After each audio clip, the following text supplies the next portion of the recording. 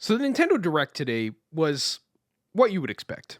It was just a bunch of indie games, some things that we can look into the horizons, but under the hood of just, hey, there's some new Switch games coming out at some point, there's an interesting switch in the strategy that Nintendo is incorporating as they go into a new generation. Gone are the days, officially, where we sunset an old system completely and jump to a new one. Nintendo Switch games will be playable on the Switch too, and in the fine print of a new support article uploaded to the website today, we have a new type of game altogether. There's going to be Nintendo Switch games that are playable, of course, on the new system. There's going to be your regular old Switch games that you can transfer over, and then there's going to be, and I quote, Nintendo Switch 2 Edition games that can only be loaded on a Nintendo Switch 2 system.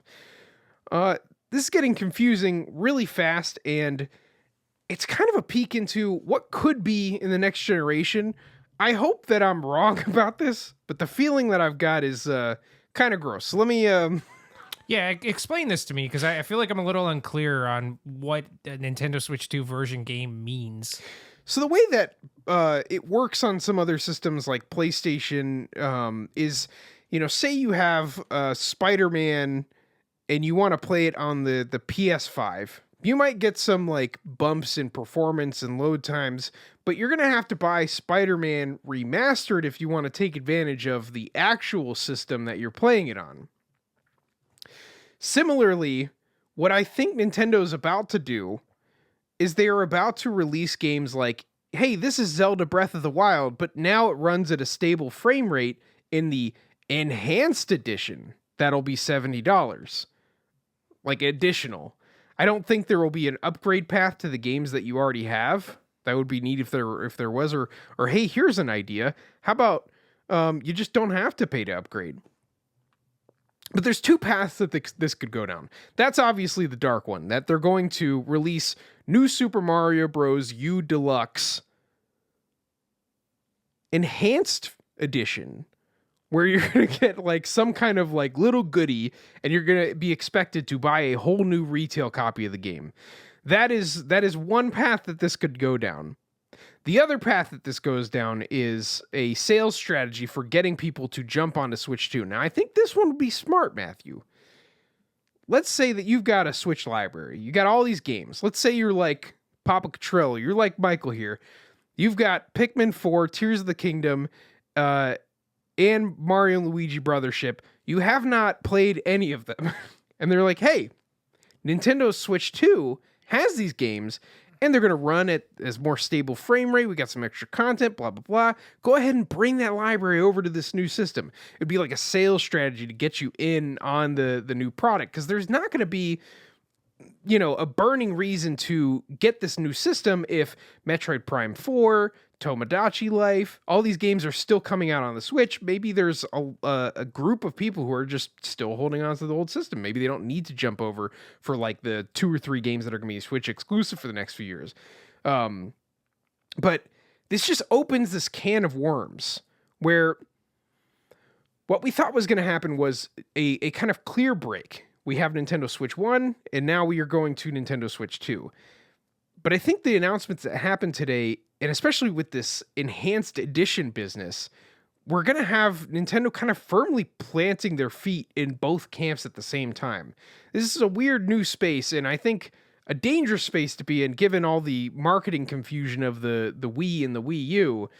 This whole business of like, oh, brother, I'm sorry, you bought Breath of the Wild Enhanced Switch Edition. You can't play that on the Switch. The license won't transfer. Well, and that's kind of what my point of contention would be with this, is that it just seems a little... I just feel like Nintendo has to know better after the disaster that was the Wii U, after the monumental success that the Wii was, that I think they understand that probably one of the biggest reasons why that system failed is there was a clear, like, brand confusion. I remember, I'll never forget when I talked to a casual consumer at a retail job I used to work years ago about what new game console she was going to pick up for her son, and she mentioned PlayStation 4 and Xbox whatever. I don't Xbox One, I think is the current one. I get so confused with like the series of Xboxes. But I told her, I'm like, you could buy a Wii U. Precisely. And what yeah. what Xbox hasn't released public sales data in a long time because of I think, that. yeah, Xbox is going the way of the dinosaur really fast. But anyway, I told her, I'm like, you could buy your son a Wii U. And she was like, well, no, he already has a Wii. And that's something that I'll always remember of just being like, man, this is probably one of the number one reasons why the system's not doing well. Of course, coupled along with other problems such as a very weak and non-existent marketing campaign. So it's not the only reason, but all that to say that, I don't know how they would do this in a way that it wouldn't confuse the casual consumer. Because for people like you and me, or avid video game consumers, they're going to know the difference. But I just think for the average person, there's I could just see this being a very confusing, I don't know, just a confusing matter. And so I just wonder if that's something that they really want to go into that territory. But then I also just wonder, so does this mean that they're going to be, because you said this would be a good way to get a lot of players over from the original Switch to the Switch 2, but I don't know. I wonder if it's a really great strategy if you have to repurchase those games.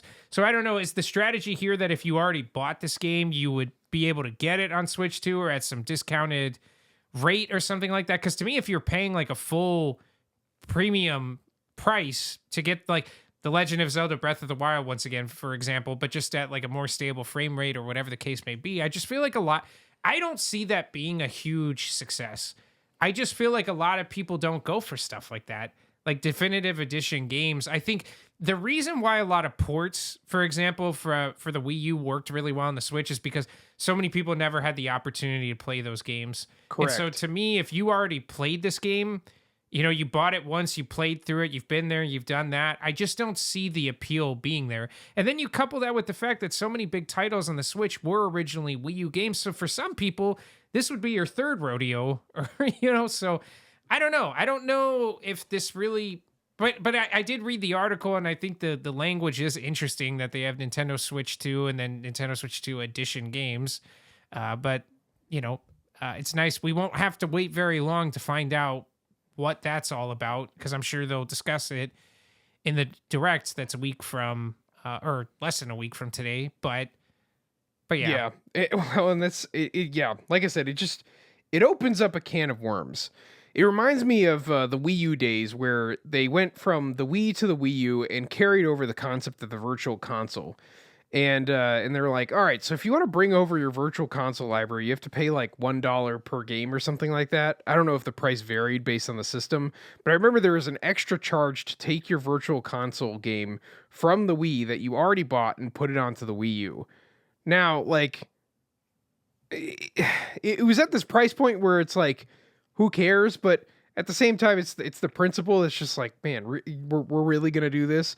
And when we made the jump from Wii U to Switch, all the Yay Nintendo faithful who actually supported the Wii U and then got the pleasure of buying an entire new retail copy of the game just so they could play the 2-hour long Bowser's Fury campaign. There's a lot of you out there, I know. Us included. Like, that was kind of understandable, because it's like the thing doesn't have a disk drive. It's a totally different system architecture. In this, like, theoretically, it's a very similar chipset. Because the games will run backwards compatible, I don't think it's going to have to boot into a different operating system to run old Switch games. So we're on kind of like this unified system that doesn't need the complexities that we used to have. If you used to bring a game from say like PS3 to PS4, it was a total different system architecture that made it kind of impossible to just like run the game. That's not a problem for this Nintendo Switch jump to the Switch 2. So I feel like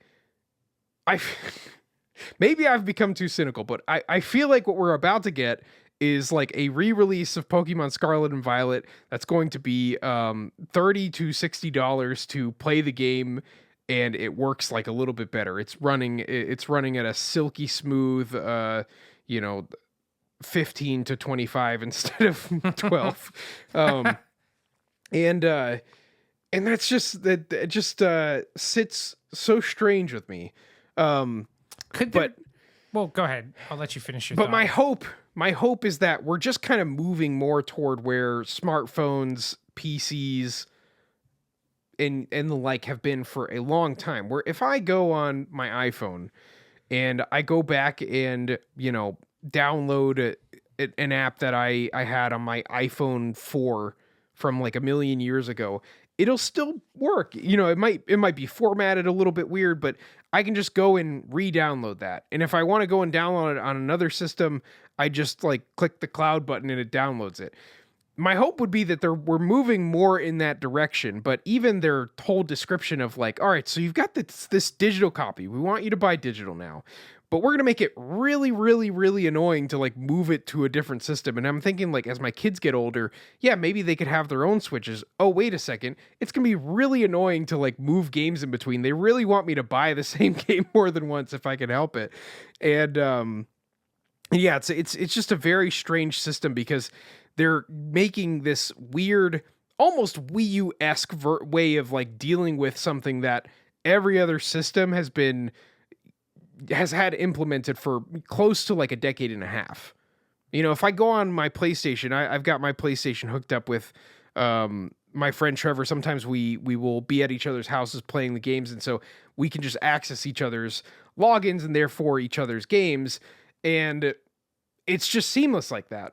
We've got a primary console marked down and a secondary, and it's like it's pretty seamless. And from what I understand, the current Switch has a system that's kind of like that. Like if I buy an OLED or something like that, I can just play my games on it from what I see in the support articles. But this is almost like this rollout where it's going to limit the digital download, which kind of defeats the purpose of buying digital. At that point, like you kind of want the game cart.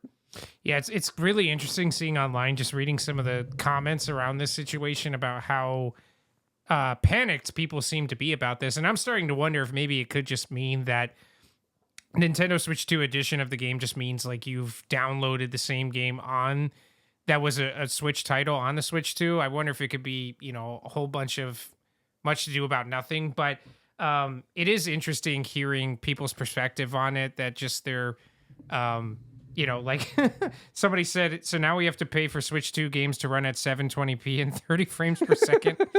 But yeah, it is, it's interesting to me because there's a part of me that just doesn't really understand how it would work. Like, would it only be specific titles? And, would this just be available for anything? But I don't know. I always say there's nothing more excited than a Nintendo fan there's nothing more excited than a Nintendo fan than when the same game they've already played 17 times gets announced for an 18th time, right? And they get to pay a premium price for it. Like, it's always so funny to me. Like when Paper Mario: The Thousand Year Door was announced, for example, and I understand it's because like maybe not everyone owns a GameCube.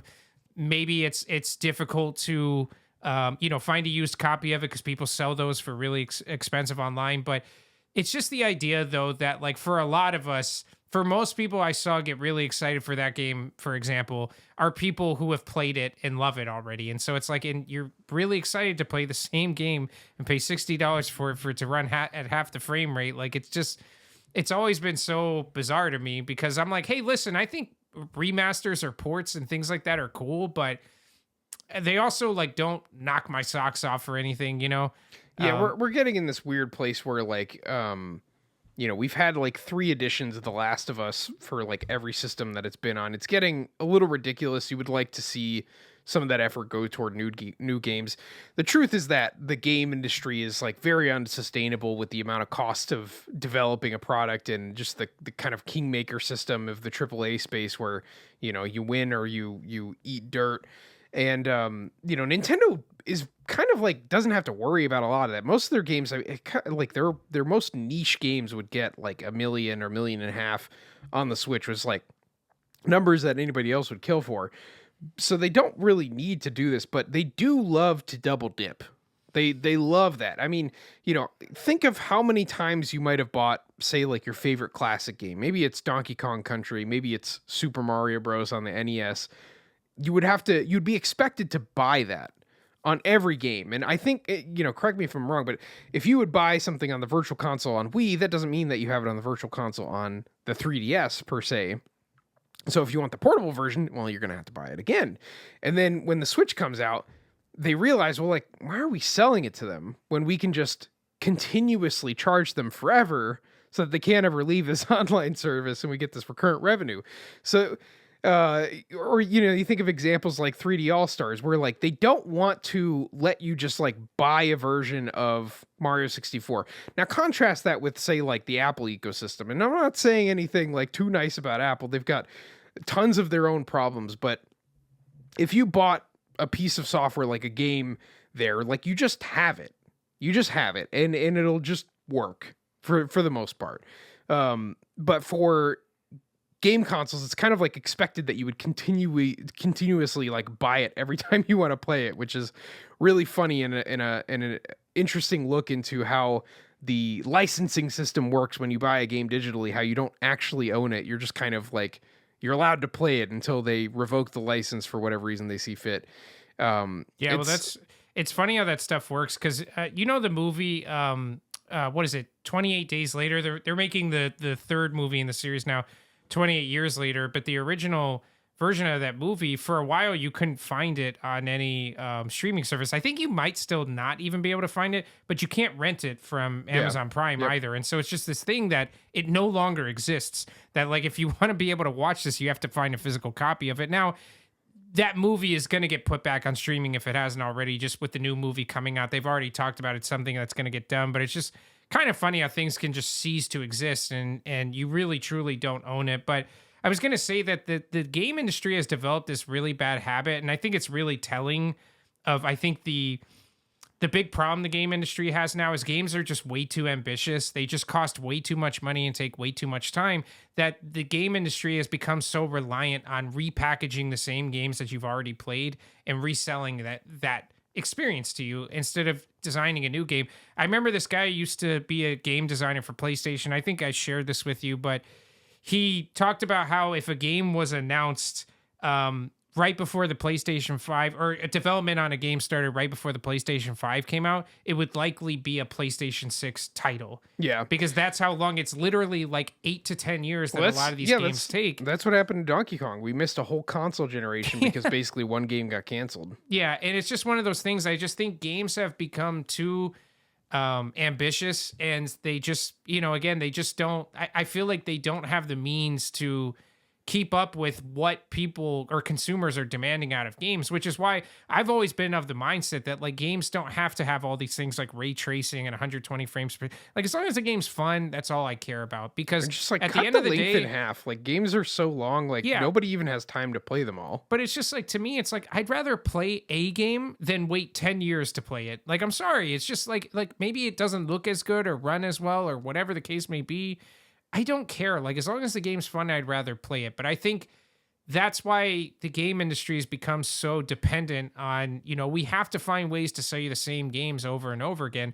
And it's funny for me with Nintendo because, like, you think about Thousand Year Door, it's like, that's a GameCube game. I think people have long wondered, why aren't GameCube games on Virtual Console? But again, because those are in, like, the category of, like, they look and run well enough where we can, exactly, charge 60 for it. It's Super Nintendo game. It's like if you release it as is, it's like you can't really do that and charge a full price for it.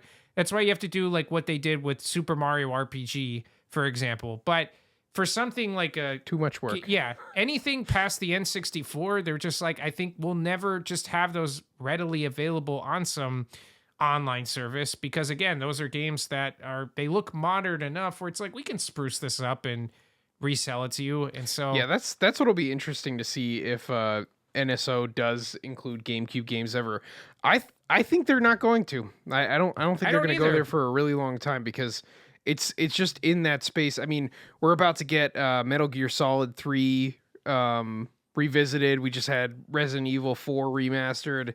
Like there's games there that you could take the bones of and just like, charge a full 60. So, but the funny thing with those games is those are true remasters. I always say, if you're going to do this, do the Crash Bandicoot Insane Trilogy, do Metal Gear Solid 3. Like, give me something that looks like you actually took it and you didn't just, like you say, spit shine it. You actually redesigned it. And with the Insane trilogy with Crash, like they didn't even change anything as far as the physics engine, collision detection, all that stuff. Like from what I understand, they literally just made it look like a modern game. And you know what? That's good enough for me where I will happily buy that. But when you like do like what Nintendo does a lot, where like to me it's jarring as big Donkey Kong fans as we are that Tropical Freeze on the Switch looks 10 times better than Returns HD does. Like, and the game came out, what was Tropical Freeze, 2018, I believe? So 7 years ago. And, you know, it's one of those things where I'm like, I'm sorry, man, at least take the Tropical Freeze assets and apply them to Returns if you're going to sell me that game again. Yeah, like, well, I mean, it's just, it's pathetic. Speaking of Returns, it's like, that's kind of I feel like the new Nintendo that's emerging. The Nintendo of like 10 years ago wouldn't feel right releasing a game in that state, but now we're just getting more and more of those, you know, whether it's the Luigi's Mansion low effort port or you know, just other like the Pokemon stuff, which I know is like kind of in Game Freak and Pokemon companies, but like Nintendo's in there too. And but like they issued like this apology for like how the game ran and like promised to like patch it and didn't really. You know, it's like still runs like garbage. Yeah, it's just weird how like their quality control is kind of getting out of whack. But yeah, I mean, games take a really long time to make. They take a lot of money. They take a lot of manpower. It's kind of unsustainable. Yet here we are. And it's funny you should mention the Paper Mario stuff, because even like, you know, think about before that. What would the Switch lineup be without the constant, you know, infusion of like, oh, Hyrule Warriors is back, but it's got the 3DS content running at 1080p. There's, new funky mode. Bowser's Fury. You know, taking all of these 3DS and Wii U games and just like putting them in the timeline. Now we don't have that. And so like, are they looking for places to just put like, oh, well, you know, if we just kind of like remarket Breath of the Wild, it's got like, I don't know, the DLC included and it runs at a stable frame rate. That'll be $60.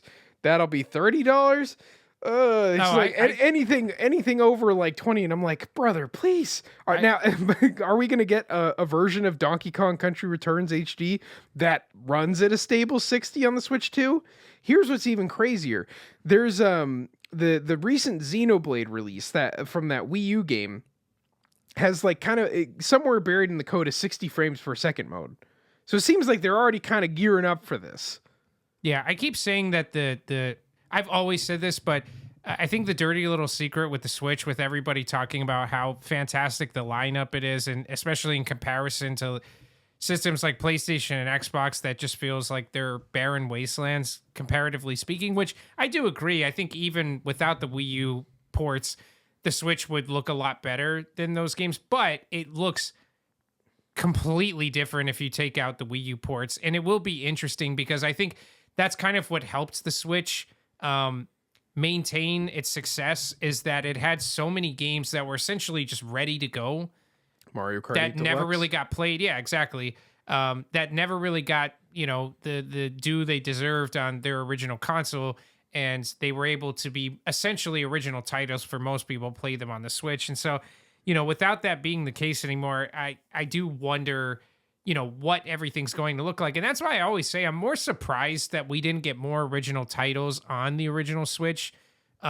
Just because I thought with all the ports that we got, we would have gotten more original titles from their first party studios. But my theory on that is there's been a lot of games like Mario Kart 9, for example, that they've been sitting on that they want to use to elevate the next system. Like, you know, we talk about the Donkey Kong game all the time that's long been rumored. You know, I believe the rumors that game was, you know, pretty much, you know, close to being ready in like the COVID year, and then everybody thought COVID screwed things up. But I do think there was a point in time with some of these games where they're like, you know what, let's just hang on to this a little longer, you know, and use it to bolster the release of our new system. Yeah, kind of like they held on to Luigi's Mansion 3, which is supposed to be a Wii U game. Yeah. But yeah, I mean, you know, I hope this episode ages like milk, and that we can just take a sigh of relief, and Nintendo's like, hey man, that Pikmin 4 that you haven't touched yet, that Tears of the Kingdom that you haven't touched yet, Don't even bother. Get the Switch 2. It's going to run like a dream. I hope that's the case. But, knowing that Nintendo couldn't even let me transfer my ROMs without paying them from the Wii to the Wii U.